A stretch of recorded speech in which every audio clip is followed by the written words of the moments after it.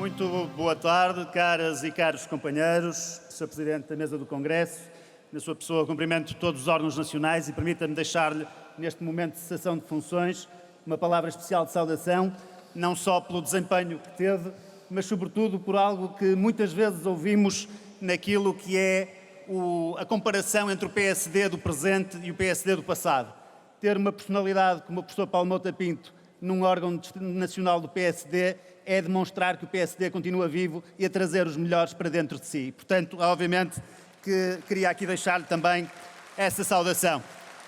Uma palavra especialíssima para o nosso líder eleito, Luís Montenegro, e permitam-me também associá-la aos candidatos que, ao longo dos últimos anos, se disponibilizaram também para assumir esse papel. Aquele que o conseguiu, o Presidente Rui Rio, agora cessante, mas também o Miguel Pinto Luz, o Jorge Moreira da Silva, o Paulo Rangel, só para citar os anos mais recentes. E faço porque ser líder do PSD não é um prémio, é uma responsabilidade. E é algo que exige, obviamente, uma entrega e uma capacidade de dedicação à causa pública que não está ao alcance de todos. O Luís ontem deixou bem claro que tem consciência de que tem um longo percurso pela frente em que não vai poder prescindir de ninguém, nem dos deputados, nem das estruturas distritais, das estruturas autónomas do partido, dos autarcas, das câmaras, das juntas de freguesia, das assembleias municipais, dos representantes nos órgãos regionais e de todos os militantes do PSD, porque todos juntos é que somos o PSD e que ajudaremos a revitalizar o nosso partido e a dar-lhe outra capacidade de afirmação para o exterior. E os portugueses estão também à espera de ter em quem confiar, em quem poder encontrar as respostas aos problemas com que se confrontam. Eu devo dizer-lhes que, neste momento, há fundamentalmente 3 questões com que lá fora os portugueses se preocupam. E nenhuma delas é saber qual é a posição do PSD sobre o novo aeroporto em Lisboa. Aliás, pegando nas palavras da JSD, não fiquemos também nós a ver os aviões em vez de olhar para aquilo que são os reais problemas do país. E neste momento,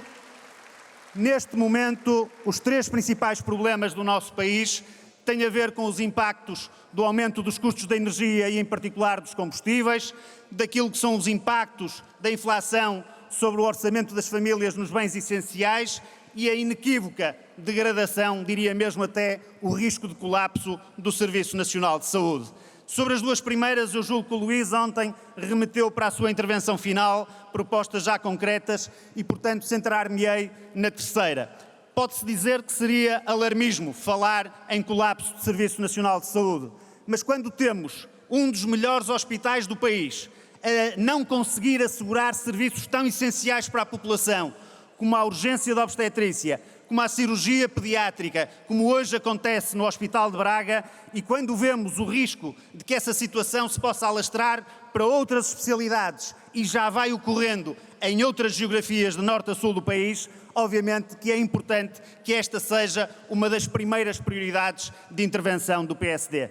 E, caro Luís, se me permite o conselho, obviamente que vale o que vale, simbolicamente eu passaria o primeiro dia do meu mandato, na próxima segunda-feira, a reunir com as ordens profissionais, com as estruturas sindicais deste setor, para recuperar a capacidade de interlocução que o Governo não tem e que é fundamental para assegurar respostas para este setor crucial para o bem-estar da população. Além destas questões imediatas, o PSD tem também, e como também já ouvimos, se não quer alienar determinadas franjas do eleitorado, que ter propostas concretas em termos de política de rendimentos, em termos de política de pensões, em termos de modelos de administração da administração pública. Qual é a nossa proposta em termos de horizonte médio prazo para a subida do salário médio no nosso país, através, desde logo, também da evolução do salário mínimo? Qual é o nível de pensões que aceitamos que tenha como horizonte para cada uma das suas diferentes categorias? Qual é a forma como Portugal vai, de uma vez por todas, criar condições para atrair e reter talento na administração pública, porque isso é fundamental para depois assegurar a qualidade dos serviços públicos em todas as áreas, da educação à justiça, a todas as diferentes dimensões da intervenção do Estado. E, nesse mesmo sentido, não se trata de fazer um leilão público de promessas. Não se trata de competir com os outros partidos para ver quem é que oferece mais. Trata-se de balizar as nossas propostas, de as apresentar claramente ao eleitorado e de podermos, ao longo do tempo, ser escrutinados e compreendidos por ele. E nessa matéria devo também dizer que não temos que ter, nestas e noutras áreas, nenhum receio de que o próprio Partido Socialista no Governo aproveite as nossas propostas. Pegando na minha própria experiência política na cidade de Braga, os eleitores gostam de uma oposição que faz acontecer e que tem uma postura construtiva para aquilo que são as questões que verdadeiramente interessam aos cidadãos. Finalmente, duas notas finais. Uma relativamente à questão da sustentabilidade. Eu julgo que o PSD tem que ser o principal embaixador do crescimento inclusivo e do desenvolvimento sustentável. E isso começa dentro de portas. Eu gostaria de ver o PSD já no próximo ano a ser o primeiro partido político em Portugal a apresentar um relatório de sustentabilidade. E, inclusivamente, a fazer corresponder nas propostas que venham a ser sufragadas pelo Instituto Francisco Sá Carneiro, pelo Gabinete de Estudos, pelo Conselho Estratégico Nacional, o alinhamento direto dessas propostas com os Objetivos de Desenvolvimento Sustentável que se pretendem atingir. E, finalmente, uma última questão. O PSD não pode ser, em determinadas matérias, o partido do ninho. Nós vamos ter pela frente um debate sobre a reorganização administrativa do país, centrado no processo de regionalização. E eu, já vou terminar, Sr. Presidente, e eu julgo que não há processo de regionalização em Portugal se o PSD não tomar o partido do processo de regionalização.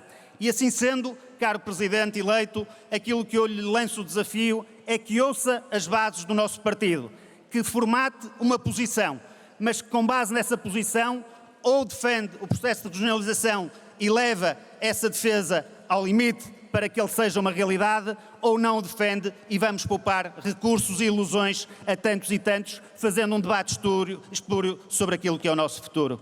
Seria muito importante que nós, amanhã, num outro momento, pudéssemos juntar o Francisco Pinto Balsemão, o Aníbal Cavaco Silva, o Durão Barroso, o Pedro Santana Lopes e o Pedro Passos Coelho, porque isso seria a demonstração inequívoca que nós temos muito orgulho no que fomos e é por isso que continuamos a acreditar que somos e seremos o melhor para Portugal. Muito obrigado.